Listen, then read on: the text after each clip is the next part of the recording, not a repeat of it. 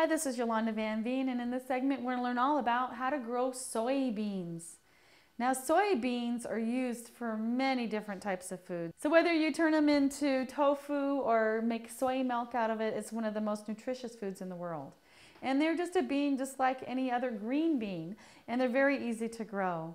And the most important thing to do when you do grow them is to start them by seed, but make sure and to start them when it's warm outside. They do not like any cold weather and they'll freeze out very easily. They don't want to go below 40 degrees at all. So it's best to start them actually when it's almost 60 to 70 degrees outside.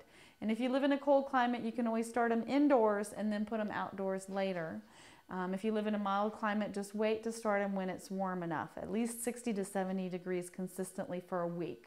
And you just start the seeds about 1 or 2 inches deep, and they'll start growing immediately, and they make a vine. So give them something to grab onto, whether it's a trellis or a tomato cage or a little teepee or a fence, pretty much anything that they can grow onto.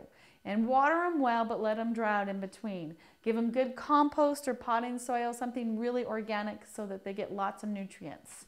And as soon as they start developing the soybeans, pinch the beans off as soon as they are set and they've made the beans, just like you would on the green beans. And keep picking them off, because if you let them go into the beans and you don't pick them off, they'll stop growing right away. Whereas if you keep picking them off as they grow, they'll continue to make soybeans through the fall. And in the fall, when it starts to freeze at night, they'll start dying back and turning brown.